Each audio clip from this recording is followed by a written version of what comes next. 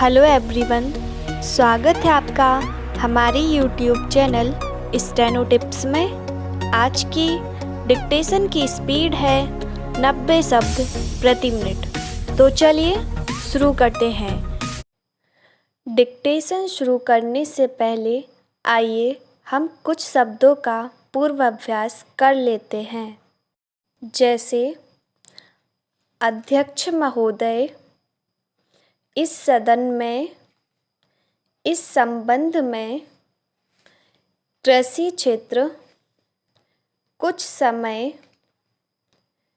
इस सदन में, समस्या, सचमुच, निवेदन करना चाहती हूँ, योजना बनानी चाहिए, तालाब, अर्थव्यवस्था, समर्थन मूल्य, मूल्यवान, आवश्यकताओं, काम करना चाहिए, दलालों, गरीब किसानों, लोभ लालच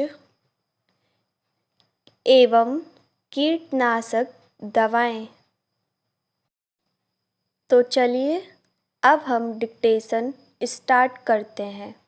डिक्टेशन शुरू होगी 5 सेकंड बाद।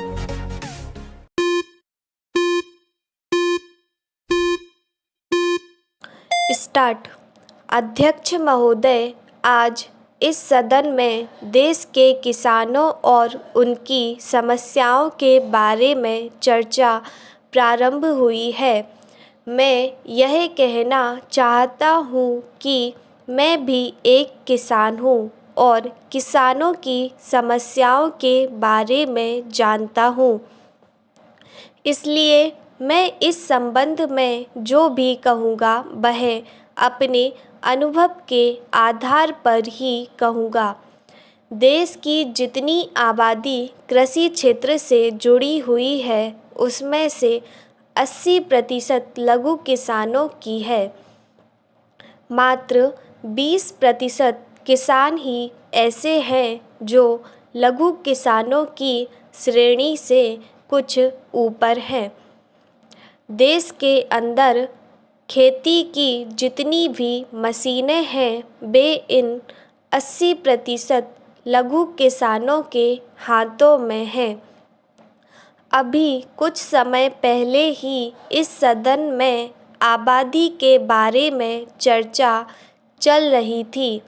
मैं बड़े ही स्पष्ट शब्दों में यह कहना चाहता हूँ कि आज गाँवों में देश की लगभग 70% आबादी रह रही है। यह आबादी केवल खेती के ऊपर निर्भर है, उसके पास दूसरा कोई काम नहीं है। ये किसान कभी बाढ़ की समस्या से जूझते हैं तो कभी सूखे की समस्या से जूझते हैं। इन दोनों कारणों से उनकी पूंजी बर्बाद होती रहती है और वे ऋण के बोझ तले दब जाते हैं। अगर सरकार सचमुच किसानों का भला करना चाहती है तो इस संबंध में मैं एक निवेदन करना चाहता हूँ। सरकार किसानों की इन दोनों समस्याओं पर गंभीरता से विचार करे।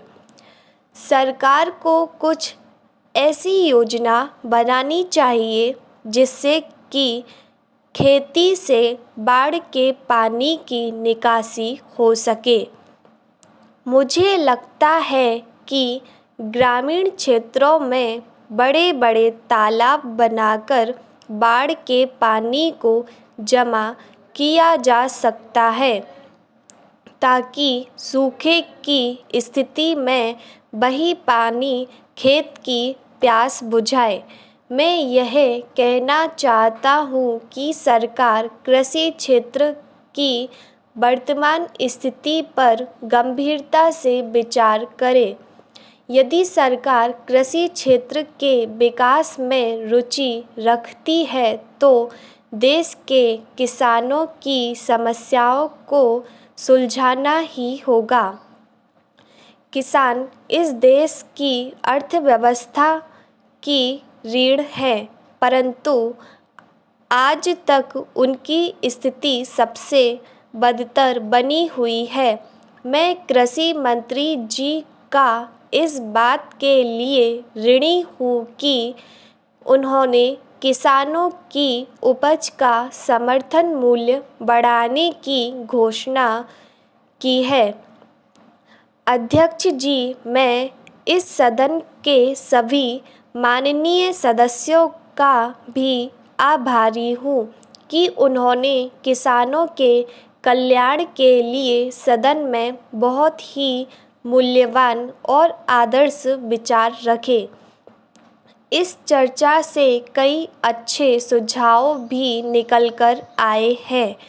कुछ सदस्यों द्वारा किसानों की आवश्यकताओं के बारे में जानकारी भी दी गई है। महोदय, कुछ बातें किसानों के हित में ज़रूरी है। मैं सभी सदस्यों को साधुवाद देना चाहता हूँ। हम जानते हैं कि हमारा देश एक कृषि प्रधान देश है, परंतु यहाँ के किसानों की तरफ पिछले 72 सालों में सरकार ने पर्याप्त ध्यान नहीं दिया। अब जबकि वर्तमान सरकार के सहयोग से कृषि मंत्री जी की तरफ से किसानों के उत्थान के लिए यह विधेयक पेश किया गया है, मैं इसका समर्थन करता हूँ।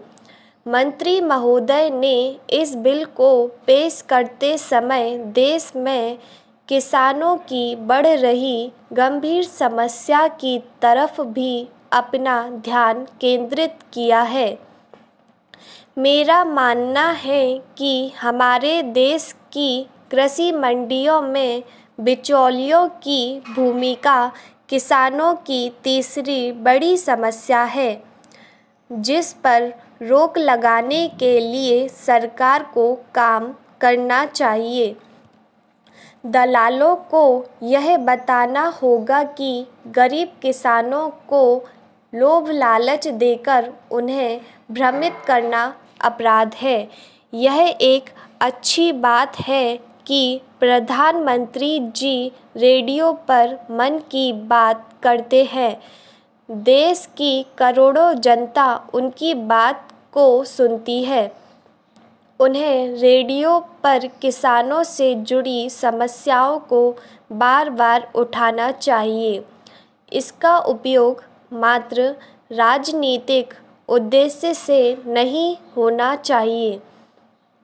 किसानों की चौथी और बड़ी समस्या यह है कि उन्हें बीज, खाद और कीटनाशक दवाएं ठीक समय पर नहीं मिलते हैं।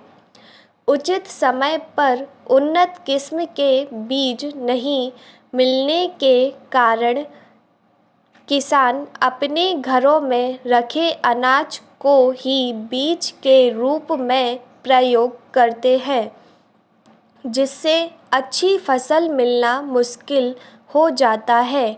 यदि वे किसी तरह बीज की व्यवस्था कर लें तो खाद के लिए जूझना पड़ता है, और यदि खाद की व्यवस्था हो गई तो अंत में कीटनाशक दवाओं के अभाव में वे अपनी सारी पूंजी गंवा बैठते हैं। अभी पिछले दिनों बिहार के नालंदा जिले में यही देखने को मिला।